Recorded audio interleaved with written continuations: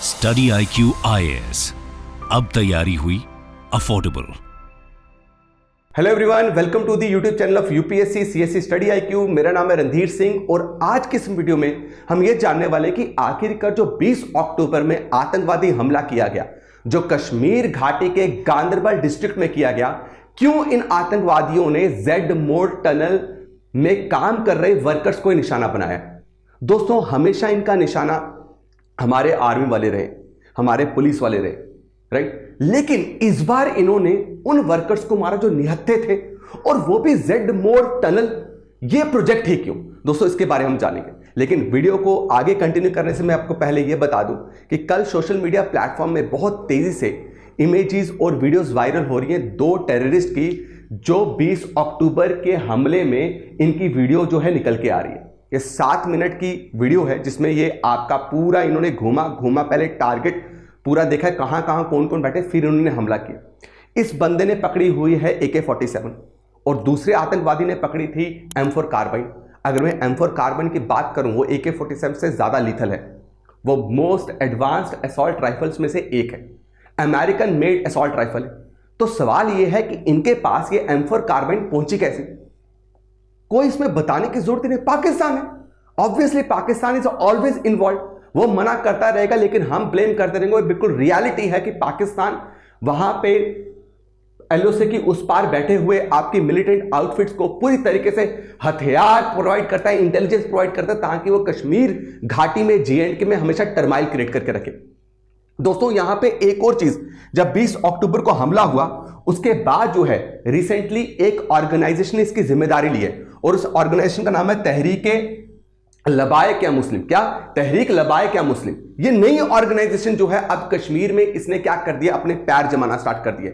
यही अब ऑर्गेनाइजेशन क्या कर रही है, यूथ को रेडिकलाइज कर रही है। यूथ को रेडिकलाइज करने का मतलब है कि उनको वीडियोस दिखाई जाती हैं, उनके साथ बात की जाती है, उनको बताया जाता है कि आपके साथ कितना अत्याचार हो। छोटे छोटे बच्चे उठाते हैं, उनका माइंड वॉश करते हैं, ब्रेन वॉश करते हैं, और वो बन जाते हैं किसके, सिंपैथाइजर बन जाते हैं इनके। या तो वो उनके जरिए हमला करवाते हैं, या तो उनसे इनपुट लेते हैं कि कहां कहां कौन कौन सा एरिया जहां पे हमला किया जा सकता है।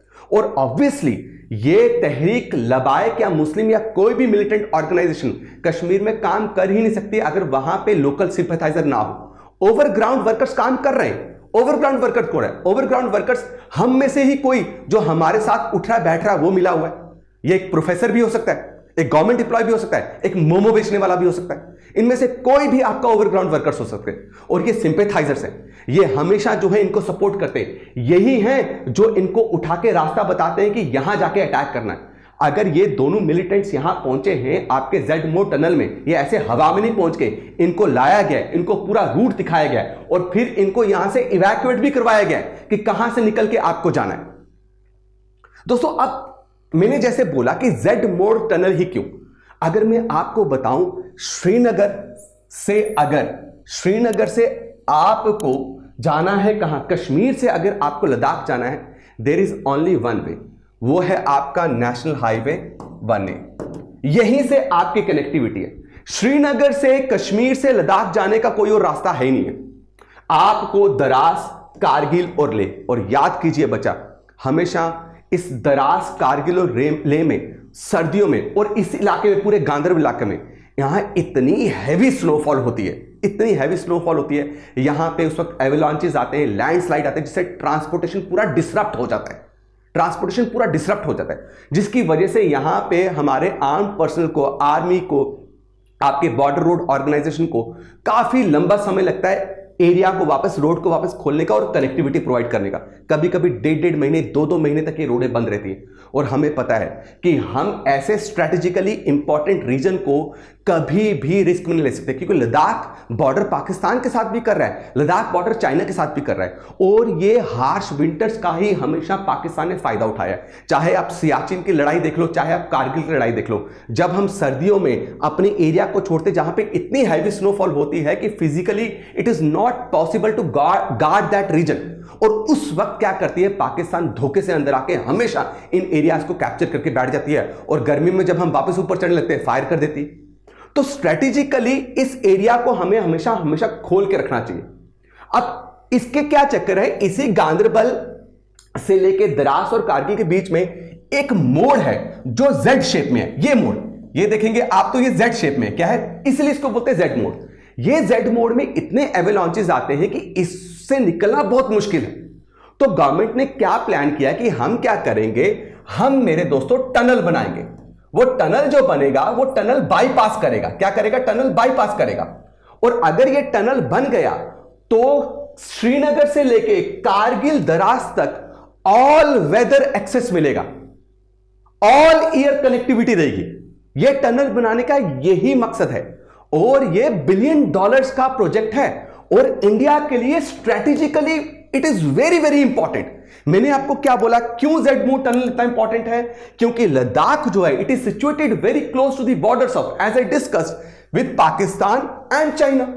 और नेशनल हाईवे जो 1 है यही सिर्फ इकलौती जगह है जो कश्मीर से बचा कनेक्टिविटी प्रोवाइड करती है। किसको? लद्दाख को, जिसमें द्रास कारगिल ले कनेक्ट होते हैं। और इसलिए हमें इसको थ्रू आउट ईयर ओपन रखना बहुत इंपॉर्टेंट था। उसमें ऑब्स्ट्रक्शन क्या बन रहा है? उसमें ऑब्स्ट्रक्शन ये बन रही है। तो अभी जो खुलासा हुआ, अभी अटैक होने के बाद सेंट्रल इंटेलिजेंस जो कश्मीर की है वो जब एक्टिव हुई, उसने रेड मारना स्टार्ट करी। 7 डिस्ट्रिक्ट्स में रेड पड़ी हैं। इंफॉर्मेशन मिली, यूथ को अरेस्ट किया, बहुत सारे लोगों को अरेस्ट किया। अरेस्ट करने के बाद इंफॉर्मेशन आई और इसका नाम निकल के आया तहरीक लबाइक-ए-मुस्लिम का। और मेरे दोस्तों, तहरीक लबाइक-ए-मुस्लिम, लश्कर तोयबा और पाकिस्तान इंटेलिजेंस, पाकिस्तान एजेंसी, इन सब ने मिलकर मेरे दोस्तों इसका प्लान किया था। क्यों? क्योंकि ये नहीं चाहते हैं कि आपका ये जेड मोड टनल बने। ये नहीं चाहते हैं कि भाई ये पूरी कनेक्टिविटी इनको सर्दियों में भी रहे, क्योंकि इनके मकसद हमेशा वही रहे कि हमें किसी भी तरीके से क्या करना है, इन एरियाज में डिसरप्शन प्रोवाइड करनी है। मेरे दोस्तों, ये भी पाया गया, जो इनपुट आपकी कश्मीर के सेंट्रल इंटेलिजेंस को मिली है उसमें ये भी पाया गया, ये देखिए, है ना, लश्कर तोयबा का बंदा है, ठीक है, उड़ेगा कोई बात नहीं। और ये मेरे दोस्तों तहरीक लबाइक-ए-मुस्लिम का क्या है, ये लोगो है, ठीक है। ये ऑर्गेनाइजेशन काम करी, 2015 में ये बनी थी। क्या हुई थी?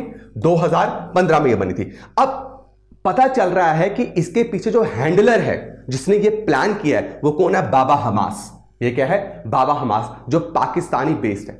और ये बाबा हमास ही क्या कर रहा है मेरे दोस्तों? आपका encrypted social media platform use कर रहा है यूथ को रेडिकलाइज करने के लिए। अभी कश्मीर में पाया गया है कि वहां पे पोस्टर्स लगे हुए थे जो बेसिकली इंडियन गवर्नमेंट के खिलाफ थे, जो इंडिया के खिलाफ थे, जो इस मिलिटेंट एक्टिविटीज को और कश्मीर की आज़ादी को सपोर्ट करते वो पोस्टर लगाए गए। और वो उसकी जिम्मेदारी भी इनको दी गई है। भाई यही थे जिन्होंने कश्मीर में ये पोस्टर्स वगैरह लगाए हैं और यूथ को क्या कर रहे हैं? रेडिकलाइज कर रहे हैं सोशल मीडिया प्लेटफॉर्म यूज करके। उनको वीडियोस भेज रहे हैं, उनके साथ कम्युनिकेट कर रहे हैं। फिर यहां पे जो इनका OGW है, ओवरग्राउंड वर्कर है, जो सिंपैथाइजर्स हैं, उनके थ्रू ये क्या करते हैं मेरे दोस्तों? फंड प्रोवाइड करते हैं। और यहां पे कश्मीर में ये क्या करने की कोशिश कर रहे हैं? आपकी वापस लॉ एंड ऑर्डर को डिसरप्ट करने की कोशिश कर रहे हैं। 7 बेगुनाह लोगों को इन्होंने मारा, लेकिन इसके पीछे वजह जो अभी तक आपको दिखाई जा रही है वो वजह वो नहीं, वो एग्जैक्टली ये स्ट्रैटेजिक लोकेशन है किसकी? जेड मोड टनल की।